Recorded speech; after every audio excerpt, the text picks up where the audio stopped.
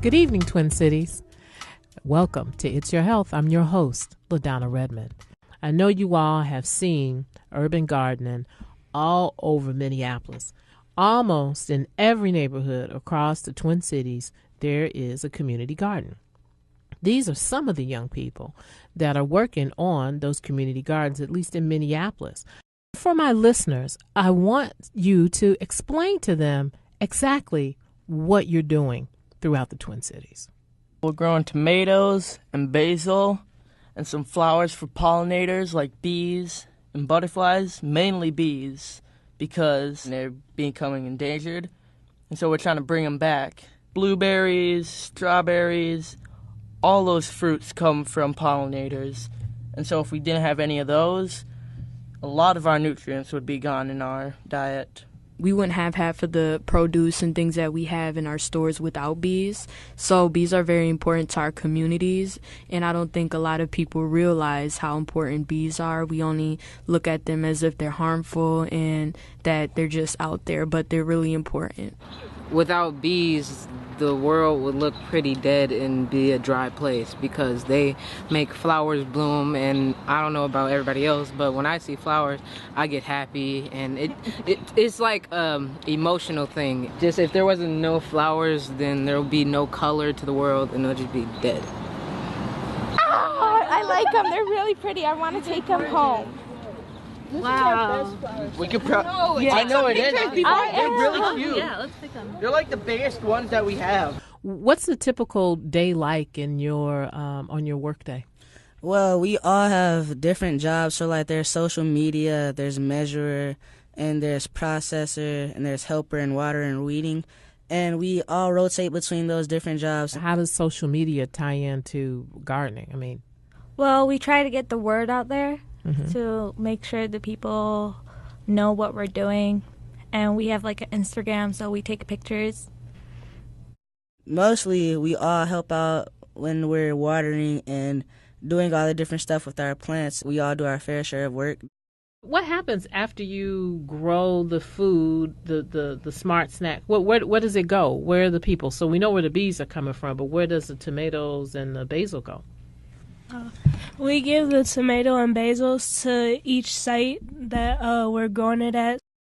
So how are you going to use these today, Chef? Well, I think we'll make a basil pesto with the basil, and we'll serve it with our omelets in the morning, and we'll take these tomatoes and we'll slice them up and serve them with our veggies and rice. What do you enjoy most working with us? I enjoy working with youths because what you guys doing is really great job for the community, for the environment, and we want more of you, and we encourage every one of you to continue and make the whole country green so we can live longer. I love having the kids around. We've taken them around the kitchen a few times and introduced them to all the cooks and showing them what we do here, and it's just great to have a little bit of extra produce on hand too, and on last minute notice, and like, hey, we can use some basil. So thank you guys so thanks much. a lot. We really appreciate it. No problem. And the flowers are beautiful. Really brighten up our restaurant. So. What are you taking away from some of this really great work that you're learning? I was a spokesperson for a week, and I had a fear of talking to new people, and that job made me overcome my fear of going out there and talking to new people that are strangers.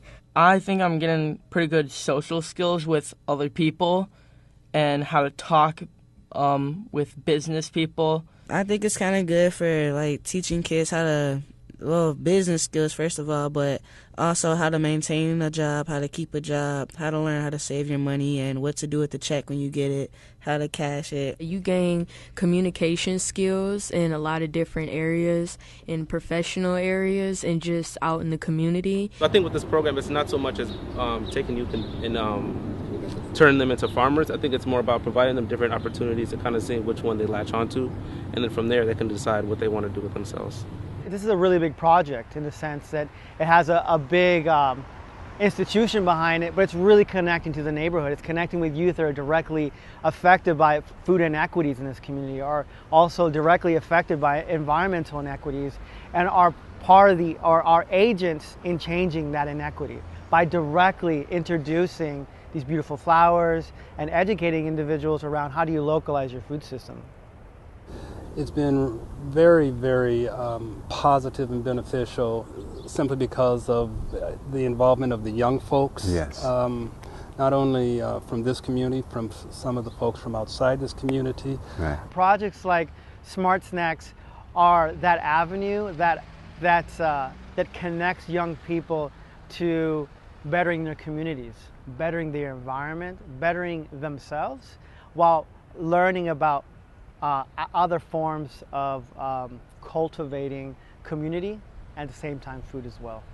You're starting to build lives through this kind of collaboration, and you're also teaching new skills and abilities and perhaps future possibilities to a younger generation. So something like this has not happened in this community until our church of St. Peter's, Greater St. Paul, the Church of God in Christ, St. Joan of Arc, until we decided to take this one on and push it forward. This is part of a project where we're trying to use greenery to make downtown more inviting and positive. So we're really excited about your project, and it's just a great fit for what we want to do downtown. Community, as we know, is comprised of all the members, all the facets of that community, and so this has been an excellent opportunity to begin that process, and we're looking forward to continue to build upon that. The future looks good. Yeah. It's not about what I can take; it's what I can provide. So I think I've grown so much throughout it. It's pretty much just giving back to the communities that I've been working with and educating the youth that I work with. If you start here, it can help you decide where you want to go in life, and do you want to keep on planting or do you want to do something else, and it can open many doors for you.